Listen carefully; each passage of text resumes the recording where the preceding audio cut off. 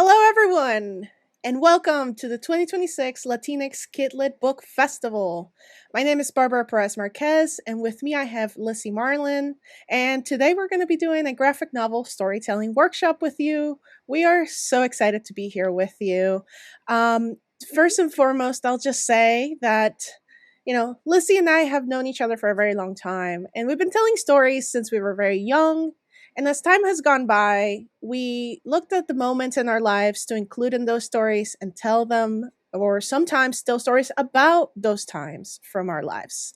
So, being able to craft this workshop allowed us to teach you how to use storytelling as a vehicle to share experiences and how stories connect like the roots of a tree, which is where we met. We met under a tree in a park as teenagers. So today you'll be hearing a little bit about our experiences and some of our knowledge so that you too can tell those stories.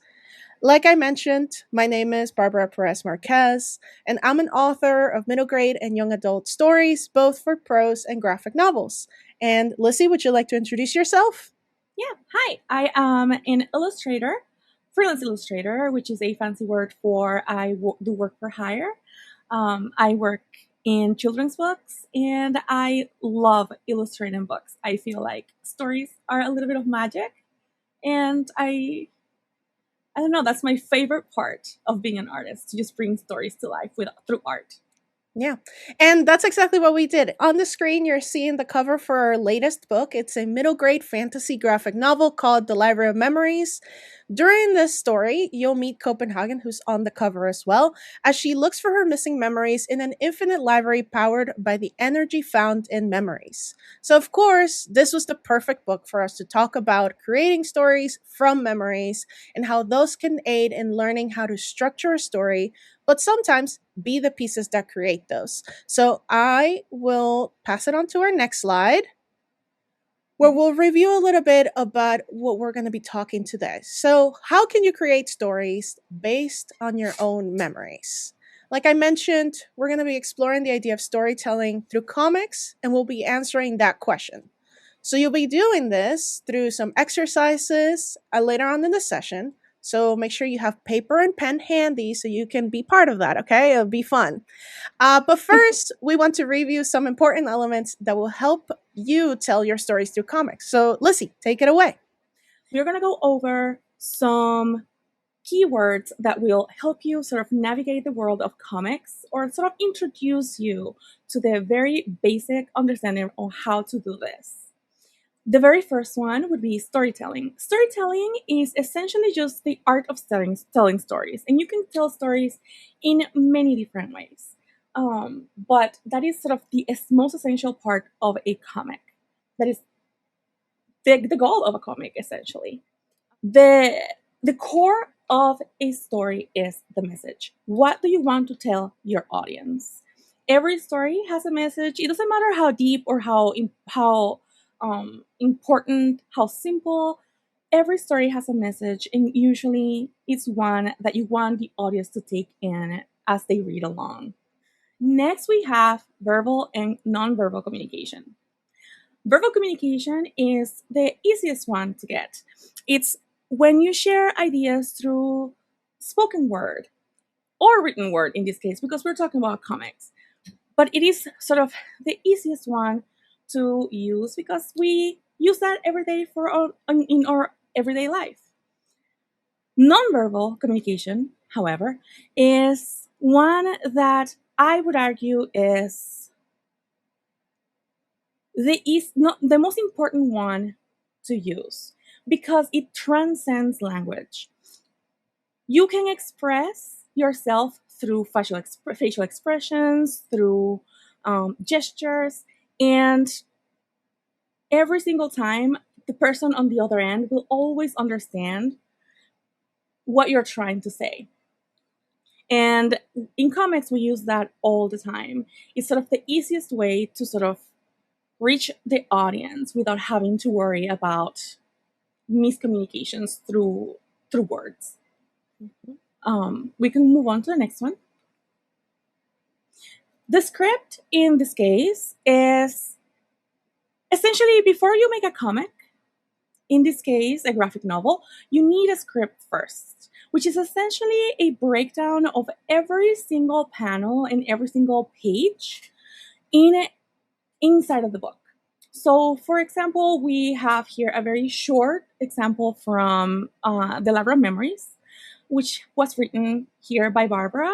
And as you can see, it explains clearly the actions of our main character, Copenhagen, and how she is interacting within the space that she's in. We also have then the comic elements. The first one would be the panel. Whenever you see a comic and you see the square or any shape, it doesn't have to be a square, it can be a star, it can be anything you want, but as long as it exists within the parameters of a frame, it's called a panel. And every panel sort of shows the progression of time. So you can go from A to B, but each panel would have a different action. And that is sort of how we communicate in comics. The gutter then is sort of the little space between the panels. It can vary, it can sort of change depending on your style. It can change depending on many things, but that little space is very important because it allows your eye to move a little easier through the page. Finally, we have comic elements. In this case, is the little the bits and pieces that exist within the comic to sort of aid the reader in understanding what is going on in the scene. In this case, for instance, we have sound effects. We can hear, we perhaps because it is a comic, it is a piece of paper, we cannot really hear any sounds. But if we perhaps write them and illustrate them so that the reader can understand that there is a sound coming from a panel, then the message comes across easier and more accurately. Next, we have the speech bubbles, which is essentially the little bubbles that are always inside of panels that come and are always pointing out to different people. Those speech bubbles, they vary depending on what kind of speech bubble you want to have, but essentially every single one will always point to a person and it will always notify the reader that this person is speaking.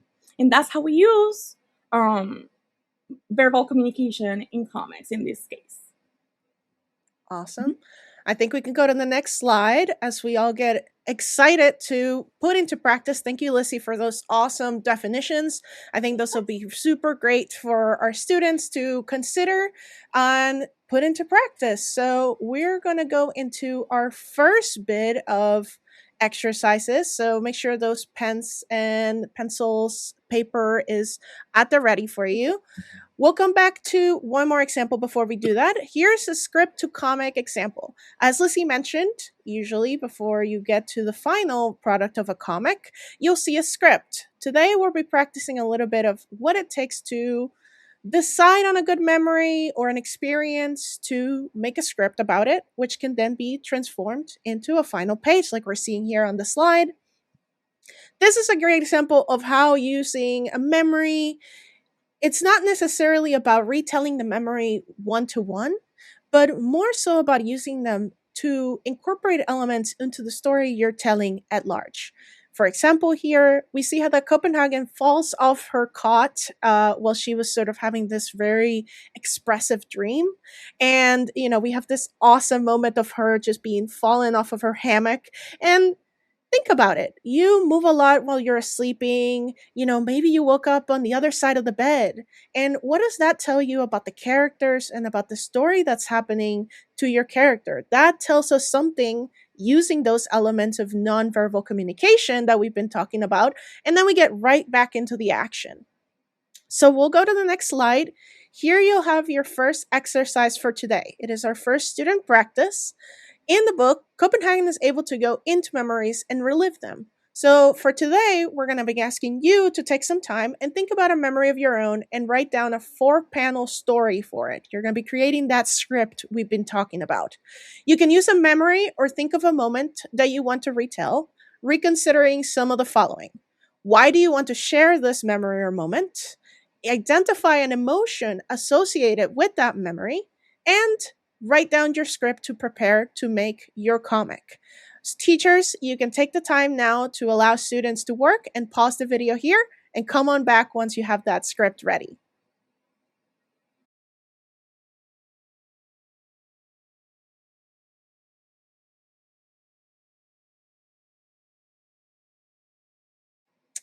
All right. Welcome back, everybody. Hope you had some awesome time to create those scripts and get them ready to make them into beautiful, beautiful art. I'm going to pass it down to Lissy, who's our magic maker for comic pages on the workshop today. Thank you, Barbara. We can go to the next slide. Awesome. So we are going to work together in creating a little 4-panel comic based on your memory. I'm going to be using the little memory that Barbara put together while she was working with you guys. But for now, I'm going to share with you an example of what it looks like, which is here on the screen. This is another page from the Labra Memories. As you can see, we are using both verbal and nonverbal communication to sort of express the story and what is happening. We can still that Copenhagen, which is our main character, is very pensive, very worried about something, and Lawrence, which is the little bird, is worried about her. Now we have student practice. We are going to take the memory that you guys worked on earlier with Barbara, and we are going to divide it into a 4-panel comic. For this, we are going to be working together. I'm going to share my screen really quickly, and I'm going to walk you through the way in which we have decided to sort of share our memory together. And I don't know, maybe we can come up with a little bit of magic along the way and see what we can see what comes out of it. Okay, I'm going to share my screen really quickly. While Lissy gets her screen ready, I'll tell you a little bit more about that memory we shared at the beginning of the workshop. So Lissy and I met under a tree in a park in our home country of the Dominican Republic. We were introduced by a mutual friend, and we've been telling stories since then. So during that first student practice, I made a script of our memory of meeting each other. So Lissy will be working on creating that comic from that script. Perfect. So before I draw anything, let's see how Barbara broke down her script. We have 4 panels. Panel 1, establishing shot of a large tree with a bench underneath it. On the bench is a young Lissy, me, drawing on a sketchbook, and close by is a young Barbara approaching. Barbara is now sitting next to me, looking over my shoulder and asking, "Oh my God," and saying, "Oh my God, those look great. Thank you," I say. Panel 3 says no dialogue, but you and I just continue sort of sharing memories together and just continue speaking. And then panel 4, at the end, we are smiling, we are enjoying our time, and then I ask, "Do you want to work on a story together?" And so Barbara says, "That sounds like an amazing idea." So now with this in mind, we know the key elements that we have in order to make those 4 panels. So I'm going to draw the frame.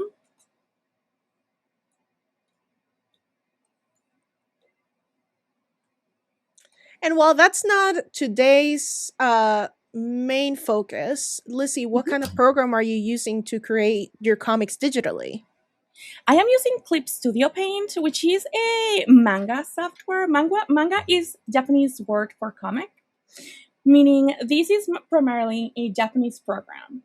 And it is essentially just designed basically just designed for comics specifically. And it really truly helps me along the way. But you started with pencil and paper, right? Like everybody else here today. So, that is correct. That is just one evolution once you create more comics down the line, and another way that you can explore your creativity while you create more comics. Yeah, I agree. You can make comics honestly any way you can think of. It doesn't have to be digitally, it doesn't have to be, it can be with your fingers. As long as you can tell a story from beginning to end, it doesn't matter the way you share it with the world, it's still possible. Mhm. Anyway, so we have here the first panel.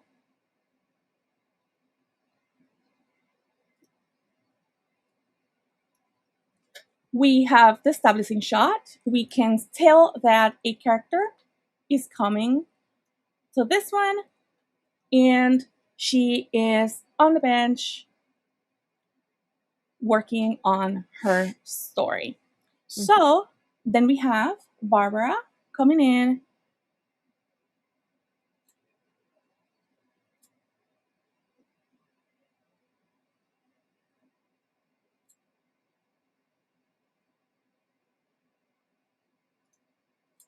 Since I am, according to the script, focused on drawing something, I am not paying attention to the person that is coming near me.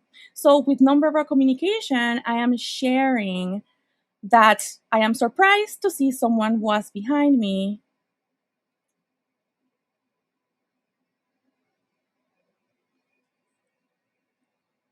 while also sharing with verbal communication the information that Barbara wants to say,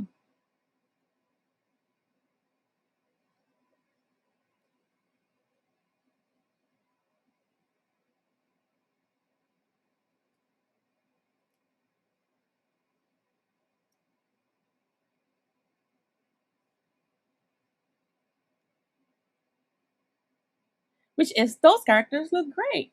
Mhm.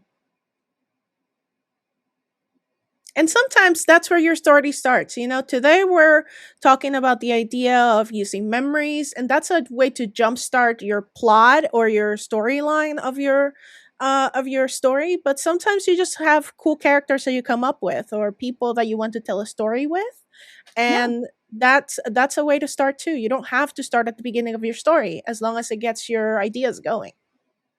that is correct. And so the final panel, well, I mean, sorry, the third panel is basically just us bonding over comics.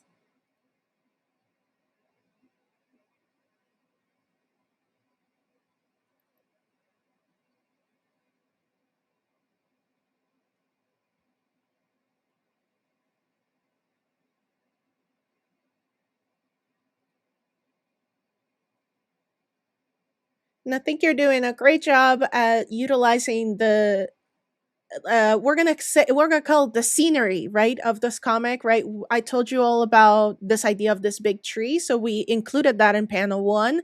But as the camera has gotten closer for the story, you don't have to draw the big tree every single time. So that allows you Right, to explore ways in which you can present the story from different angles and focus on different things to tell the reader which part is important for them to notice.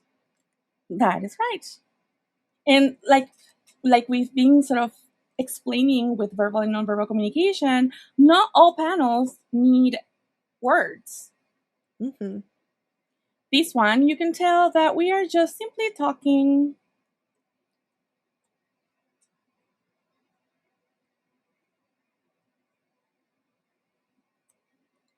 We're simply talking and having a good time. And if we want to remind the audience that we are still sitting under a tree, we can have little leaves Which because also it is the also shows the passage of time. Exactly. I was just about to say that. Again, there is no movement happening in the page, but you see those leaves that are falling, and we understand that that must mean that there is wind, which was a precious resource in the island because it was very hot in the I Caribbean. So, know. Oh, it was terrible. And finally, we have the last sort of spread. And for this one, I want to go a little sentimental. And this is where also the scenery plays a big part.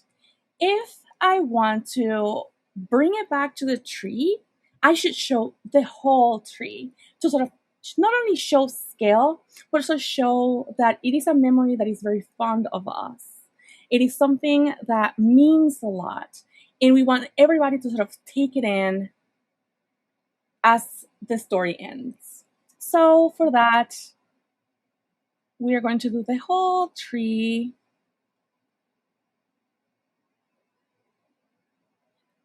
At this point, we are not even important. And I don't say that because, to be mean on anything. It's just the kind of message I'm trying to convey. Mm-hmm. The part, it's not, the part of the story that is important, it's not that we are speaking, is that we were there in the first place. And the spot is the hero. It's not us, it's the place we met. So, because of that, the tree at the end takes the biggest seed of importance because we aren't really important in the grand scheme of things. We just happen to be there at the right time. Mm-hmm. And so, at that moment, then we can be as small as possible on the screen, and it's just still as important, and it's still clear. It's still clear, a very clear message. And so at the end, Barbara asks, do you want to write a story together? And I say, yes, that would be a fantastic idea. And that is how I would break down a memory that we share together and just share it with all of you. That's beautiful. That's awesome. Thank you, Lissy. I think we can stop sharing your screen now and come back to our slide as we sort of start reviewing. You want to take that for us? Yep. So let's remember, today's lesson equipped you with everything that you need to start telling your own stories. We'll learn about what elements go into creative stories and even prepared a short script based on a memory to turn into a comic. Remember that in comics, you can use both verbal and nonverbal communication to tell your story. And you can tell stories in any way, shape, or form. Remember that the tool is not important, it's the message that you want to share. Yeah. Let's remember that you can use your own memories to create a story, considering your exercises today as a starting point with these steps. Think of a memory or moment in your life, write a script of it, breaking it down into panels, and create a comic using the 4-panel comic format. Awesome. Next one. Yeah, so the next thing is to go get more memories. It may take some time to come up with stories and creating different versions of them. Today, you saw Lissy just do thumbnails for that first 4-page comic of our memory. So, with refining them, with doing the inks, the colors, all of those steps will make your story better and better as you work through it. So, you got to stick with it and you got to achieve that desired result by working through it. Stories are a way to connect with yourself and those around you. So go tell yours. When we came up with the Library of Memories, we wanted to create a place that could hold all the ideas we had. And trust me, we had a lot of ideas. So I hope you will continue to find ways to connect those stories that you want to tell so you can have readers tell your stories for you and find ways to tell your stories to many, many, many people. We can go to that final slide for us today. There are way more craft resources, so check out the craft workshops at this year's festival, as well as our mini craft lessons on the educator page for the festival website. Thank you so much for watching, and bye-bye, everybody. Bye, guys. Pleasure to meet you.